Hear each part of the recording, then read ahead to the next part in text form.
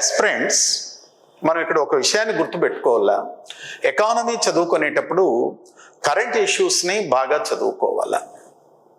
వాటిలో భాగంగా కోవిడ్ తదనంతరము భారతదేశం కావచ్చు, ప్రపంచవ్యాప్తంగా అన్ని దేశాలలో ద్రవ్యోల్బణం అనేది పురువిప్పి నాట్యం చేస్తూ ఉంది. మరి 2022-23, 2023-24లో భారతదేశంతో సహా ప్రపంచమంతా కూడా ద్రవ్యోల్బణపు కోరలలో చిక్కుకొని ఉన్నది.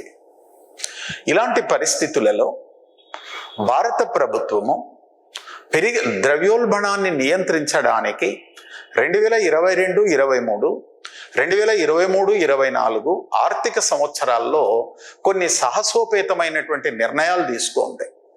వాటిలో భాగంగా ఒక్కొక్క దానిని గురించి ఇక్కడ మీకు నేను వివరిస్తానండి. మరి ఇటీవల కాలంలో పెట్రోల్ ధర, డీజిల్ ధర సెంచరీ దాటింది. పెట్రోల్ ధరలు, డీజిల్ ధరలు అధికమైతే ద్రవ్యోల్బణం మరింత అధికమవుతుంది. అందువల్ల ద్రవ్యోల్బణాన్ని నియంత్రించడానికి భారత ప్రభుత్వం 1 లీటర్ పెట్రోల్ పై 8 రూపాయలు, డీజిల్ పై 6 రూపాయలు తగ్గించినారు. ఇది సాహసోపేతమైనటువంటి నిర్ణయమే.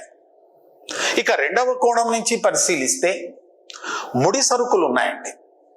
పెద్ద ఎత్తున మనం ముడి సరుకులను దిగుమతి చేసుకుంటున్నాం. ఆ ముడి సరుకులను దిగుమతి చేసి ప్రాసెస్ చేసి ఎగుమతి చేస్తున్నాం. అందువల్ల ముడి సరుకుల దిగుమతిపై దిగుమతి సుంకాన్ని రద్దు చేసినారు. ఏ ముడి సరుకులైతే మనం దిగుమతి చేసుకుంటున్నామో ఆ దిగుమతి చేస్తున్నటువంటి ముడి సరుకులపై విధించే దిగుమతి పన్నును తగ్గించినారు, శూన్యం చేశారు. భారతదేశం నుంచి ఇనుము, ఉక్కును ఎగుమతి చేయుచున్నాము. ఇనుము, ఉక్కు ఎగుమతులపై విధించే ఎగుమతి పన్నులను పెంచినారు.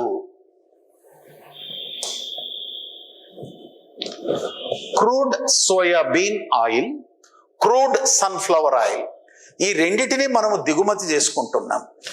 Crude sunflower oil, crude soybean oil దిగుమతులను డ్యూటీ ఫ్రీతో దిగుమతి చేసుకుంటున్నాం. అంటే ముడి సోయాబీన్ నూనెలు, ముడి సన్ఫ్లవర్ నూనెలను సుంకాల రహితముగా దిగుమతి చేసుకుంటున్నాము. బియ్యం ఎగుమతులపై నిషేధం. మరి ఇటీవల కాలంలో భారతదేశంలో బియ్యం ధరలు అనేటువంటికి రెక్కలు వచ్చినాయండి. మరి కని విని ఎరుగని రీతిగా బియ్యం ధరలు అత్యంత నాణ్యమైనవి క్వింటాల్కి 6,000-7,000 రూపాయలు అయినాయండి. హోల్సేల్లోనే, రిటైల్లో 100 రూపాయలు అవుతున్నాయి. దీనికి అనేక కారణాలు ఉన్నాయి దేశంలో. ఒకవైపు తీవ్రమైనటువంటి వర్షాభావ పరిస్థితులు, వాతావరణంలో వచ్చినటువంటి మార్పులు మొదలైనటువంటి కారణాల వల్ల దేశంలో వరి సాగు విస్తీర్ణం తగ్గింది, ఉత్పత్తి దిగుబడి కూడా తగ్గింది. అదేవిధంగా చాలా కాలం నుంచి భారతదేశంలో సాంద్ర వ్యవసాయ పద్ధతులను మరియు రసాయనిక ఎరువులను విస్తృతంగా వినియోగించటం వల్ల భూమి యొక్క ఉత్పాదక సామర్థ్యం తగ్గి 1 హెక్టారుకు పండే పంట పరిమాణం కూడా తగ్గిపోతా ఉంది ఇటీవల కాలంలో దేశంలో. దీనికి తోడు తీర ప్రాంతాలలో వరి కోతల సందర్భంలో ఈ తుఫానులు, వరదలు అధికమయ్యి పంట కోసిన తరువాత పంటలన్నీ కూడా దెబ్బతినిపోయినాయి. ఇలాంటి పరిస్థితుల దృష్ట్యా దేశంలో బియ్యం ధరలు అనేటివి ఆకాశానికి పెరిగినాయి. దీనికి తోడు మరి ఉత్పత్తి పరిమాణము, దిగుబడి పరిమాణం కూడా తగ్గింది. ఇలాంటి అంశాలన్నిటినీ దృష్టి యందు ఉంచుకొని దేశ ప్రజలకు ఆహార భద్రత కాపాడాలా, ధరలలో నియంత్రణ సాధించాలా అనే ఉద్దేశంతో 2022 అక్టోబర్లో ప్రభుత్వము నూకల ఎగుమతిపై నిషేధమును విధించింది. ఈ నేపథ్యంలో భాగంగా 2023 సెప్టెంబర్లో బాస్మతేతర బియ్యం ఎగుమతులపై నిషేధం విధించింది. ప్రపంచంలో బియ్యం ఎగుమతి చేస్తున్నటువంటి దేశాలలో భారత్ 2వ స్థానంలో ఉంది. ఎప్పుడైతే భారత్ నుంచి బియ్యం ఎగుమతులు అనేటివి తగ్గిపోయినాయో ప్రపంచవ్యాప్తంగా కూడా బియ్యం ధరలు అనేటివి విపరీతంగా పెరిగినాయండి. భవిష్యత్తులో ఆహార భద్రతకు ముప్పు ఏర్పడుతుందనే దానికి ఇది ఒక సంకేతం. నెక్స్ట్ పప్పు ధాన్యాలు. పప్పు ధాన్యాల ఉత్పత్తిలో ఇప్పటికీ కూడా మనము స్వయం సమృద్ధిని సాధించలేదు. భారత ప్రభుత్వము 2006 నుంచి పప్పు ధాన్యాల ఎగుమతులపై నిషేధమును విధించిందండి. దెన్ ఎల్పిజి గ్యాస్ సిలిండర్లు. ఎల్పిజి గ్యాస్ సిలిండర్లను అందరికీ అందుబాటులోకి తీసుకొని రావాలా అనే ఉద్దేశంతో ప్రభుత్వము ప్రధానమంత్రి ఉజ్వల యోజన అనే పథకాన్ని తీసుకొని వచ్చారు. ప్రధానమంత్రి ఉజ్వల యోజన కింద ఒకవైపు ఎల్పిజి కనెక్షన్ ని సబ్సిడీ ధరలతో అందిస్తారు, మరి ఒకవైపు ఎల్పిజి సిలిండర్ పై సబ్సిడీ అనేది కూడా ఇస్తారు. మరి రీసెంట్ గా 2023 అక్టోబర్ వరకు కూడా ప్రధానమంత్రి ఉజ్వల యోజన కింద సప్లై చేసే సిలిండర్లపై సబ్సిడీ అనేది 200 రూపాయలు ఉండేదండి. ఈ 200 రూపాయలని 400 రూపాయలు చేశారు. అంటే ప్రధానమంత్రి ఉజ్వల యోజన కింద సప్లై చేసే సిలిండర్లపై ఇచ్చే సబ్సిడీని 200 రూపాయల నుంచి 400 రూపాయలకు పెంచినారు. అదనంగా ఎంత ఇచ్చినారు అంటే 200 రూపాయలు ఇచ్చినారండి. దెన్ పప్పు ధాన్యాలను దిగుమతి చేసుకుంటున్నాం. ఆ దిగుమతి చేసుకునేటప్పుడు దిగుమతి పన్నులను విధించేటువంటి వాళ్ళు. మరి తాజాగా ప్రభుత్వము పప్పు ధాన్యాల దిగుమతులపై దిగుమతుల సుంకాలను తగ్గించినది. పంచదార ఎగుమతులపై నిషేధమును విధించింది. మరి దేశంలో ద్రవ్యోల్బణం అనేది అధికంగా ఉంది, ఎరువుల ధరలు కూడా పెరుగుతూ ఉన్నాయి. ఇలాంటి పరిస్థితుల్లో 2023-24 ఖరీఫ్ పంట కాలంలో ఎరువులపై ఇచ్చే సబ్సిడీని పెంచినారండి. 1,00,000 కోట్ల రూపాయలకు పెంచినారు. అదనంగా 1% పెంచినారండి.